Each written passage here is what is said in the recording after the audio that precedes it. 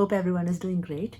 Today I'm going to talk about a device that is commonly used in the ICU, maybe not as commonly as we used to in the past. It's called intra-aortic balloon pump.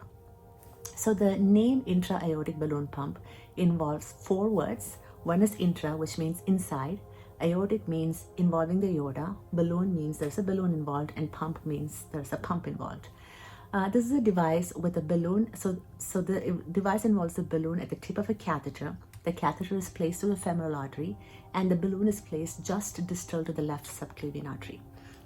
The indication for the balloon pump would be anything that involves dysfunction of the left ventricle. It could be acute MI, it could be mitral regurg associated with MI, it could be patients who are in cardiogenic shock coming off cardiac bypass, patients who are preemptively placed on balloon pump before they go in for cardiac bypass surgery, or sometimes in the cath lab we use it for like acute high-risk interventional procedures. Now, the principle of the balloon is that the balloon remains deflated during the systole of the heart. So when the heart is pumping blood out of the left ventricle, the balloon deflates and lets the heart pump the blood out. Versus when the heart is in diastole, the balloon inflates. The advantage of this is that when the heart is pumping blood out, when the balloon remains deflated, there is decreased afterload, which puts decreased pressure on the heart. Now, when the heart is in diastole, if you remember from one of my last videos, the coronary artery, especially the left coronary artery, is perfused during diastole of the heart. The formula for coronary artery perfusion or coronary perfusion pressure is diastolic blood pressure minus left ventricular end diastolic pressure. So what the balloon basically does is that it inflates during diastole, which facilitates diastolic perfusion of the coronary arteries. So it improves perfusion to the coronary arteries and it decreases afterload. Now, you don't want to place a balloon pump on patients who have an aortic aneurysm, patients who have coagulopathies, patients who have severe peripheral vascular diseases. On the next video, I'm going to show you how this balloon looks like. It's just a diagram, but I can explain it to you how the balloon looks like and how the balloon looks when it's deflated, when it's inflated. The balloon usually is triggered by EKG, and you can set what triggers the balloon on the device, and it's usually the R wave of the EKG. You also want to have an arterial waveform so that you can monitor the augmentation blood pressure.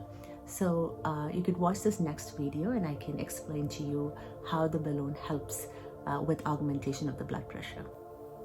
So here is a diagram of the balloon pump. On the first one, you see the balloon in a deflated state, and on the second one, the balloon is in an inflated state. What you see there is the arch of aorta, and like you could see, the balloon is slightly distal to the left subclavian artery. So the arch has 3 branches on top: the right innominate artery, the left common carotid artery, and the left subclavian artery. And the balloon is distal to the left subclavian, like I mentioned before. The balloon usually uses EKG as a trigger. So you want to make sure that the patient is in sinus rhythm, and the EKG is usually selected as the trigger for inflation of the balloon. You also want to have an arterial line waveform so that you can monitor the augmented blood pressure. Usually the augmentation starts at the dicrotic notch, and that's why the arterial pressure waveform looks like that. So on the right sided diagram, you see that the balloon is inflated, and the balloon inflates during diastole, like I mentioned before. So now that we have reviewed the principles of balloon pump, it is very obvious that management of balloon pump involves multidisciplinary team, and the most important personnel involved in balloon pump management are the ICU nurses who are taking care of these patients on balloon pump.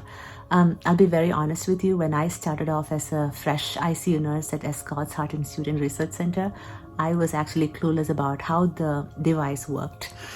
So it's always nice to review, and also the fact that there are several other devices that have been used in the recent years. We don't get to use as many balloon pumps as we used to in the past, so it's always nice to review.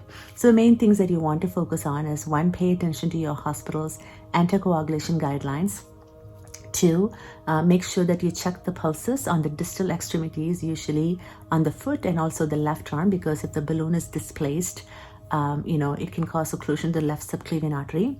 The same thing, keep an eye on the urine output, because you don't want to occlude the renal artery as well. Check the site for infection, because femoral arterial site could be a site of infection. you want to make sure that the patient is in sinus rhythm, and if you are using ECG as a trigger, make sure that the EKG is set as the trigger and the balloon is actually augmenting when it's supposed to augment. Make sure you keep an eye on your arterial line waveform and monitor the augmentation pressure depending on how you have set your balloon to augment. It could be a 1:1 ratio, 1:2 ratio, 1:3 ratio. So keep an eye on that. So those are the most important ones. If there's anything that I have missed, feel free to add it as a comment. There's always something that I learn every day, and this is a mutual learning process. I'm trying to also review as I go.